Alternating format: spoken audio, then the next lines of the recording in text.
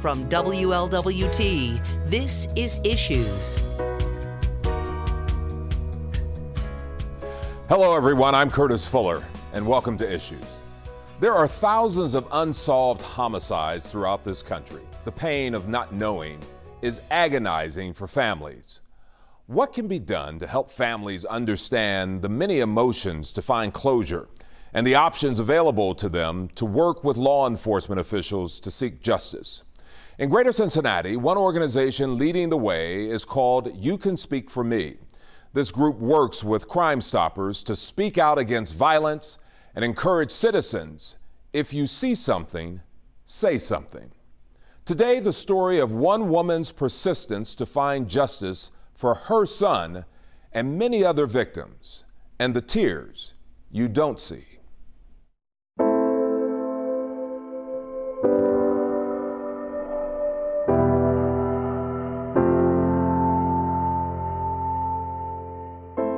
Daniel Chaz Dudley, he is my son.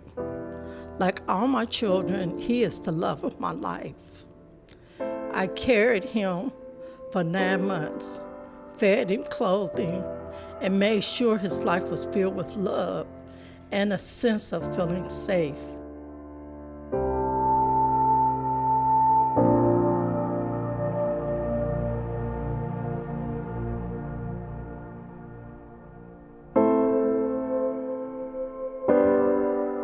Growing up, he was having fun and always quick to give you a smile.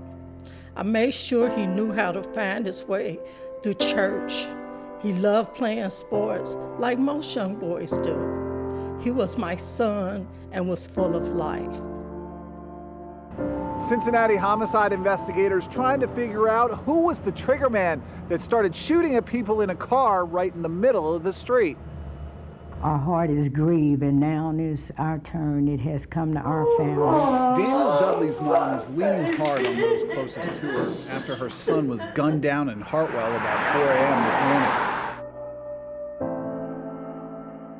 morning. How is it that you can have life and be happy and almost carefree one moment and then total chaos the next?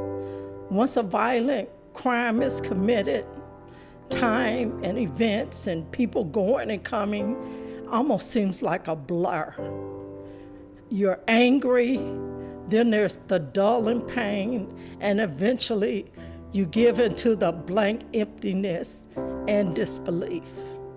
Your intent is to be strong, accepting prayers from families and all God's blessings from friends that may surround you, with becoming only a distraction. But something deep inside you awakens like a hibernating animal in the spring. It starts with one hunting question. Someone stole my son's life, and I want to know who and why. As I got ready to put the last minute of my things in the car, I get this scream on my phone that Chaz is dead, he's dead, he's dead. And in my heart, I kept saying, Lord, no, it's not possible. This can't be. I rebuke this. But in my heart of hearts, I felt like something wasn't right. And I get to the hospital, and I could see everybody standing around just like as if they was waiting on me. They were looking for me. They were looking for my expressions, my emotion. And I said, where is my child? And they told me his body was evidence, and I couldn't touch him. But I could look at him through a window.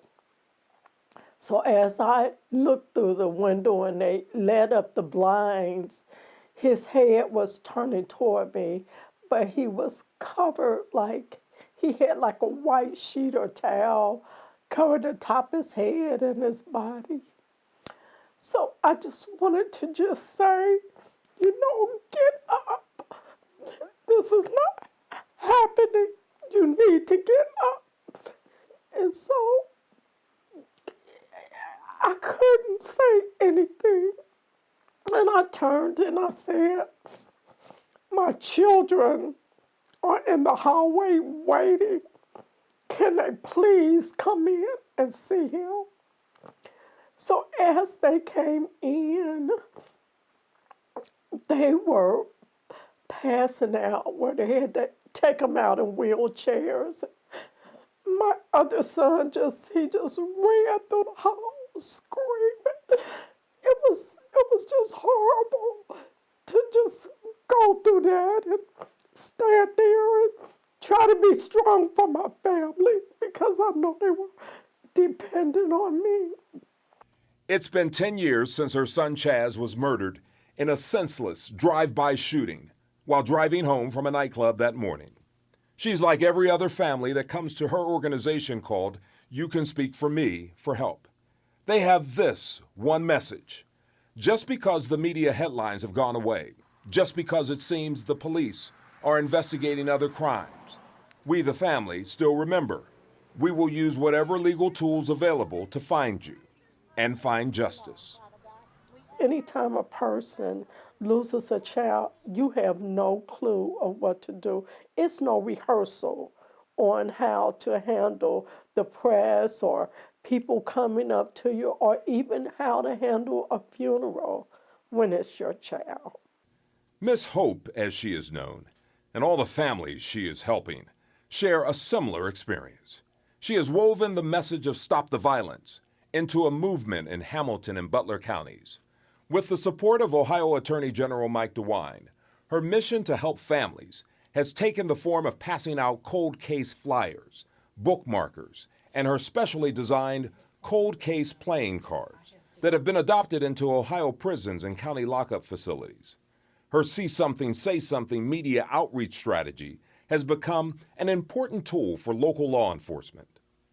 I asked the homicide department, do you pass out flyers or any information at a family, because I'm not experienced. I had no clue. They sent me to Crime Stoppers, which now I've been a member for 10 years. I received a flyer with a sketch, on chalk sketch, and they told me to pass it out in my neighborhood. I was so hurt. I just lost my child. They want to grow up. They want to grow up. They want to grow up. Stop the shoot. Stop the shoot. Through her organization, You Can Speak for Me, Miss Hope attempts to help families affected by violence maneuver through the maze of media, funeral arrangements, and law enforcement. And what is most important, she assures families they are not alone. The grieving process and the search for justice is the same for all families in these circumstances. All you have to do is look into the eyes of another mother or father, and you'll see the pain in the faces of all of the grieving families. While struggling with her own loss, Miss Hope understands their sorrow can almost penetrate your soul. How do you begin to understand such a senseless loss? But the pain of losing her son is never far away. Remembering his birthday, holidays, and the anniversary of the shooting casts a huge shadow. It hovers, this feeling of loss that visits her like an unwanted gloomy day. So what I did was, I did a bookmarker of my son with my prayers on it. And I started passing it out. And then I started sending it to the prisons and the jails so people could actually see that I was praying for justice. And this bookmarker was a part of my son and myself, of what I wanted people to see that happened to us. During the holidays, posters went up in Winton Hills as families who lost loved ones to violence put the faces of unsolved murders out there, looking to jar some consciences. Be accountable for what you know. Because that person that's sitting there telling you about all these crimes can't hold their guilt, so they pass it on to you. So you're just as responsible as that person, because now you've just carried his crime along with you. One of the primary missions of You Can Speak for Me is to give families a new purpose and desire for justice instead of revenge, putting them in touch with other agencies to search for salvation instead of hate. Also, how to maintain connections with local law enforcement authorities to continue the search for those who know they are guilty. There are monthly meetings sponsored for families to come together and share their ways of coping. While trying to find closure, it's important that families learn that there are many others just like themselves, trying to move beyond the disappointment. You Can Speak for Me is one of a few local organizations that have recognized the National Crime Victims' Rights Week. Held in April, the summit for the past 10 years has become one of the most prestigious gatherings in Ohio, headlined by judicial, law enforcement, and first responders from across the state, discussing and answering families' questions about how this process works. A lot of the families that I print for can't afford posters or flyers. So if I'm printing one, it was easier to print 2 or 3 and just put them on one sheet. I could print them personal reward cards for themselves and their families, and then be able to add that picture onto a community reward card and be able to put it out in the community and say, hey, this is what's going on in your community, and these how many unsolved homicides are in your community, and then it started growing from there. Ms. Hope has received many awards over the years for her work as a family advocate. Just 2 weeks ago, she received the Crime Stoppers Board Member of the Year Award from police agencies in Southern Ohio and Northern Kentucky. Crime Stoppers honors and thanks the 2017 Crime Stoppers Board Member, Hope Dudley. While humbled by those she holds in the highest regard for their service, her message was still the same. Thank you. It would be 10 years ago tomorrow that my son was murdered. A week after that, I sat on a Crime Stoppers telethon, and 10 years later, I'm still a Crime Stoppers board member. I'd like to leave you with, see something, say something. You can speak for me. Thank you.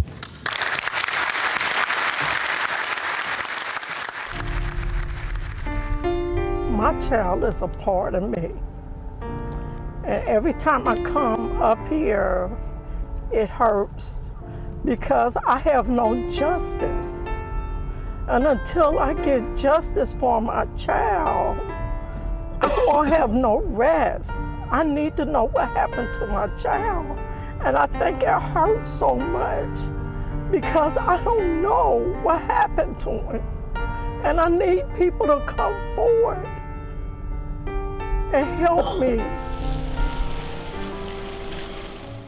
There are good people doing good things in our Cincinnati community. In some cases, we may never know their names until tragedy strikes. For families affected by senseless crime, the pain never ends. It was just a week of just trying to make arrangements and trying to pick out our coffin and clothes, and because my mind wasn't on anything, but I have to bury my child. It was just a nightmare that I just thought I was asleep and that I could wake up and this would be a bad dream. But every time I went to sleep, I could see that he was gone. He wasn't where he's supposed to be, and I couldn't hear him. I called his phone just so I could hear his voice. It was just unbelievable. Something I would wish on nobody to go through. That was the most horrible thing that ever happened to me. It's good to know that Miss Hope's brand of hope is showing others in the community that families are still here, still vigilant for justice, long after the headlines have disappeared.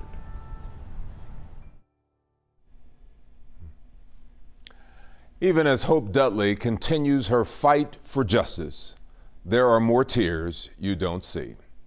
On April 25th of this year, shortly after midnight on Galbraith Road, Omar Mohammed was shot and killed. He was only 24 years old. His murder remains unsolved. He was Hope Dudley's great nephew.